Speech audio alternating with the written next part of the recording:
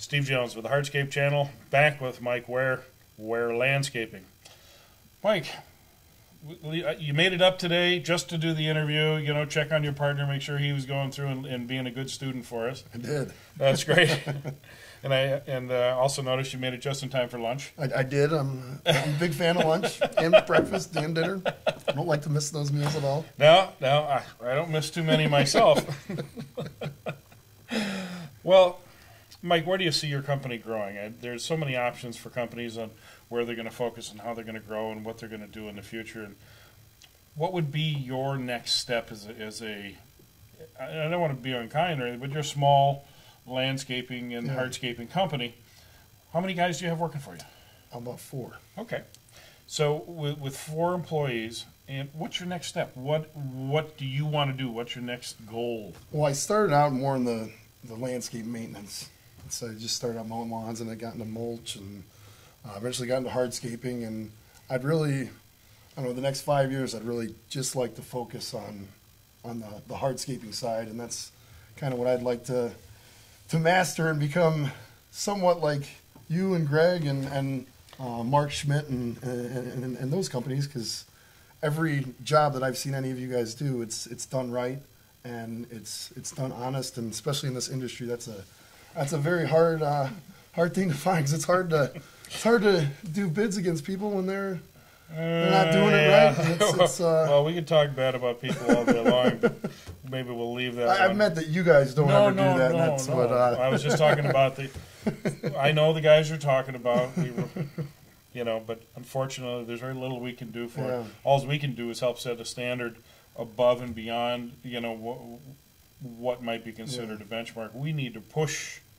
the limit on quality and honesty and integrity with the business and relationships that we have. Yeah, and I'd really like to see my business get into more of the permeable paving, and a lot of the jobs that I've never really touched on things like that. I've always been more in the just smaller patios and walkways and basic things like that. But over the next, I'm really hoping this year that we can get a lot into driveways and also into eventually in the next few years more into the permeable pavers as well. Yeah, well, as you step into the driveways, it's time for that equipment investment. Yeah. Can't wait to get a Bobcat. Up with the loader sizes, up with the bigger compaction equipment, it's That's everything. part of the reason why we do this, right? It's for the toys, that's right. Don't, Pam, my wife's not listening, I hope. I think she already knows my problems, most of them anyway. Well, you just talked a little bit earlier before our interview here that you were thinking about picking up a new trailer. Yes. You're going to what, 18 foot? I need to get an 18 foot. You're going to go 7.5 or 8.5 wide. I'd like to go. I think there's an 8 that I was looking at that I liked a lot. So, but an 8.5 would be good too. Oh yeah, you push the limit. It's hard to put it anywhere, but yeah, you can never have enough space. Just make sure that when you get one, it's tall enough where you don't crack your skull getting in and out. I've done that quite a few times. Well, I tell you, after a decade of doing that, I started ordering trailers for myself, and they always used to ask me, well, how much to go higher? And they go, well, we don't. That's too expensive. You don't want to do it. I says, no, you crack your skull enough, and it doesn't matter what it costs. I want that thing high enough. The salesmen usually aren't bigger guys. Yeah, so right. Yeah, they dress nice and they talk fast. So. Well, yeah, I mean, trailers are a great place to keep your things. And if you do a good job of organizing inside the trailer, if there's a place for everything, everything will go in its place. Yeah. There's no question about it. And the enclosed ones are nice because then you save a lot of security. Room in the shop the security of it, and then you can lock it up on the job site, and then you go home and not worry about destroying stuff by heaving things on top of things in the back of the pickup truck. And totally agree. Yeah, no, that's a whole nother discussion of how the employees treat the equipment. Oh gosh, I know. I don't know how many times I've been called in to have come to the equipment guy meeting with people's employees, and the question I always ask, I says, do you want me to be nice or do you want me to be mean? And usually by the time they ask me to talk to their employees, they say, mean's good. And I tell the employees, I said, you know what? You've got a boss who's willing to buy you the good stuff. They're willing to invest in your health and welfare and comfort. And the disrespect you show him for that effort, the owner, and the disrespect you show to the equipment by treating it poorly, shows very little for that person, for those people that do that sort of thing. So it's a pet peeve of mine. I would have to agree with you on that, especially when you're paying for it.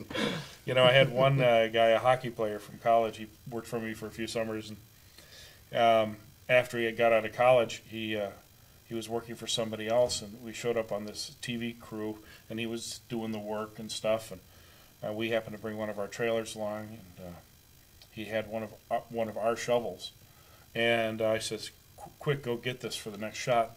He took our shovel and did one of these, kind of like a woof. And it didn't even hit the ground when he stopped, spun around, and goes, "Uh-oh." So again, it's a mindset, and it starts with the owner of the company. It goes down to the foreman and the superintendents and the crew leaders and all that sort of stuff. And you don't have to compromise when it comes to that sort of thing. Yeah. You really don't. I think you need to protect your investment. Your employees need to respect the effort that you go to make sure that they have the tools they need to do the job. I agree. Hopefully So one day I'll have a preaching again. superintendent and Yeah. all the stuff that you have. Not No, quite you there are. yet. Yeah, you're all of that, aren't you? Including the guy laying the papers and digging a hole and all that. We've all been there, and some of us are headed back in that direction too. Well, Mike, thanks again. Well, thank you. I appreciate it. This is Steve Jones with the Hardscape channel, signing out.